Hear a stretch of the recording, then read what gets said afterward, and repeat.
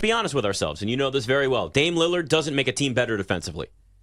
Does he make a team better? Ooh. Whoa. Wait a second. Hold on. I mean, dropping a bomb here real quick. Does he make a team better? I would think so. But now does he make Milwaukee better? Now I want to hear more. TBD. Do tell. I mean, when you talk about a Milwaukee team that was number one in the East so many times and already won a ring with Drew Holiday, if Drew Holiday is the version that we're seeing from him from the Boston Celtics, then you have to wonder whether that was the right move. And I know you wanted to appease Giannis because Giannis was basically saying it's now or never. Maybe I won't extend. Maybe I will extend. But you have to figure out a way to make me feel confident that you're ready for us to compete and to get better. And I feel like sometimes you do things just to do them, not really knowing how it's going to impact the team. And we knew it was going to be a good fit offensively. But let's be real. Giannis is much better offensively when he's running the full length of the floor, and you can do nothing to stop him because he's going downhill. Giannis is not an amazing player in half-court situations, so maybe this Milwaukee team is better in the playoffs because they have Dame, but right now it's odd fit offensively when Giannis doesn't have the ball in his hand in the best situation for him, and defensively we know it's a lot worse. And the other thing I was thinking about is Giannis has never played with anybody that had to be ball dominant. You know what I mean? Like Drew Holiday, there were games where he would go out and score 25 or 30 points, but he didn't have to do that. That wasn't his game. Chris Middleton's a nice player and an all-star, but you know what I mean? Like he's very streaky. He averages 18 to 20 points per game. So usually Giannis, that's why the usage is, crazy by the second, third week of the season. But now he has to play with Dame, who also wants to, get his 15, 20 field goal attempts in every single game. So I think it's gonna take some time. And nobody talked about that. Nobody talked about the defensive end. I mean, people talked about that a little bit more than that. But the only other time that Giannis had to play with, I guess you would call him an alpha male, it was Jabari Parker, and they didn't really get along. Well, no. And that also didn't last very long. Yeah. Do you see a Sixers team that is maybe, has a higher ceiling now, just given the way they're playing without James Harden? I don't know that they have a higher ceiling, but I do think sometimes, it's addition by subtraction. There was clearly a major distraction going on with him and the way things were going and the way, things were headed with this situation where getting that out of there, removing that distraction, allowing everybody to just basically take their role and slot in and do what they're going to do, that puts them in a great place, moving forward. Now you don't have anybody worrying about, all right, well, when he gets back, what's my role going to be? When he is not around, then what do I have to do? Now everybody can just play what they're going to play and just move forward with it. So I think there's a chance it's addition by subtraction for Philly. The ceiling, that'll ultimately be determined, when we get into the playoffs, and we'll see, do they have enough offense creation and the like. What is your thoughts on Cam Thomas and how the Nets have basically allowed him to have superstar green light? Right now, he's attempting the most amount of shots in the NBA with the lowest assist ratio. As you can tell, Keith, I'm not super high on building a team or building an offense around him. Yeah, I think the problem for the Nets right now is they just don't have enough offense. It's a lot of Mikal Bridges, and then they need anybody else who can create their own look.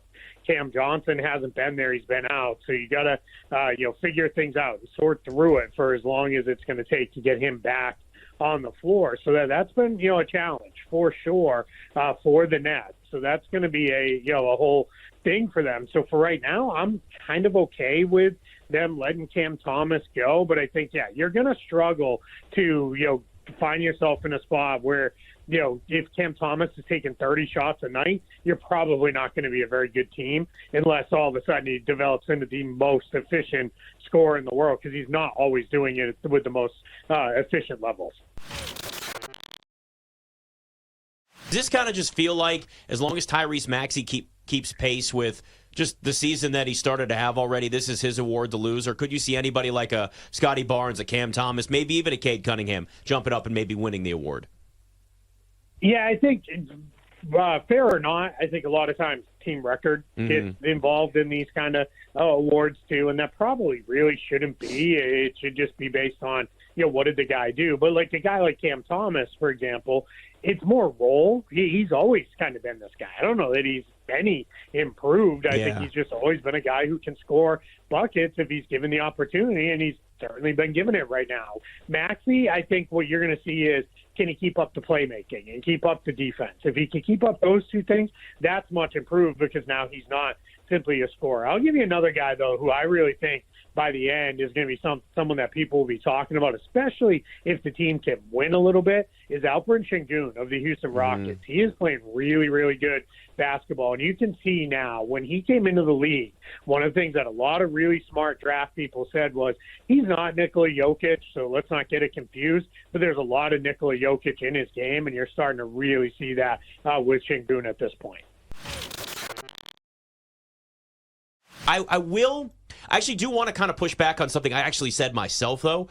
I do think if the Thunder have a good enough record and Chet Holmgren has similar numbers to Wembanyama, it at least gives him a shot. The problem is he's just not going to get that attention. Right. He's not going to have enough of that spotlight on him to really get enough of the votes. Because if a player lives up to the hype that was placed on him, like a Victor Wembanyama, it's hard to not vote him Rookie of the Year, right? Fair or unfair, like that's just kind of where it is. But because you had a price at plus 450 for Holmgren to win it, you at least consider it. You look at that and say, well, there's maybe an opportunity, or Wembanyama gets hurt at some point, and then that changes the whole dynamic of the race. Yeah, 1,000%. I mean, a lot of what we do is based on price, right? In terms of betting, there were decisions that were made right before the NBA draft 2 years ago with the whole Jabari Smith, Paolo. There was some line movement, and we didn't think at the time that Paolo was going to be taken number one, despite the fact that I felt like he was the number one overall pick, like and should have been. But you do that because the numbers tell you that if you're getting better than a 3-to-1 price when it's a three-person race, then you probably should do it. It is probably a two-person race between Chet and Wemby, and if you're getting better than 2-to-1 for Chet, you should probably take it. Yeah. I mean, I completely agree. I don't even really have anything to add because, I completely agree with you. It's all about price. And that's why I liked Wemby. I didn't like Wemby originally when he was really chalky, but then when we got down to like even money, even some plus money, I was like, well, I got to fire away just because you don't really get excited for a prospect like this every other year. And when you do, you get the number one overall pick. It's usually like a dude that comes from college, maybe straight from high school back in the day, like LeBron you'd get excited for. But this is completely different because he's been playing against pros for the last couple of years, even though he's just like a kid. And back in the day, you'd say, well, I don't know if his game's going to translate. But now we've seen a lot of these guys, these Euro players, come over wherever they're playing overseas and make a difference right away, like Luka. I mean, you think a lot of teams, or you think the Atlanta Hawks wish they could have that one back? You know the drill. Would you rather? Trista, we'll start with you. Would you rather on a Wednesday? DJ Moore revenge game tomorrow night. Storylines aplenty. Game of the year, some are saying. DJ Moore anytime touchdown. Trista, would you rather at minus 115 or the Panthers to cover 3.5 current number? Minus 115 as well. Well, I'm going to play Panthers plus 3.5, and I know it's not going to be a fun game, and I know that the Panthers are a team that you just stomach. You can't really deal with backing them no matter who the opponent is, but I just can't wrap my mind around the fact, Ryan, you're right. How could the Bears be over a field goal favorite when it's not even Justin Fields using his legs and scampering? It's Tyson Bagent, a man I didn't even know his name 3 months ago. So 3 weeks ago, maybe. I'll forget it 3 more times this week. Yes. I'll be calling him Tyler Oh, probably we on all like have done 4 it. different Odyssey stations. We've done that. I have to say in my head his name before I say it out loud. I have to take the Panthers plus 3.5. It's going to be a long day for our man Tyson's Chicken. He might just get barbecued. This game tomorrow, I'm going to be honest with you. Big positive. We only got a couple more of these. I have never looked forward to a Thursday night football game less. Well, maybe just a game this year, because there have been some bad Thursday night football games. Bears, Commanders last year. I'd like the DJ Moore revenge game anytime touchdown if it was a better price. I don't like the minus 115, though. I just want plus money on an anytime touchdown. Give me a boost. Give me some plus money, and then I'll take it. Otherwise, I'm going to take the Panthers plus 3.5. Oh, I hate everything about this game so much. It hurts to even say it. Yeah, I got a big bet. I'll probably take some DJ Moore stuff, too, but I got a big bet on the Panthers in this game. 2 weeks ago, Bryce Young looked really good against the Texans. Even with that pass rush, was really good against the blitz. And then he took a step back last week. I think that's just kind of what you're going to expect from him this year. He doesn't have the best personnel surrounding him, the best weaponry. So, but I like the Panthers in this game. I don't know if they win, but the Bears shouldn't be 3.5-point favorites. I'll tell you that. No, they shouldn't. But then again, it's Thursday night, and nobody knows anything that's going to happen in that game. Lance Briggs ain't walking through that door, and even if he does, he's pushing 50.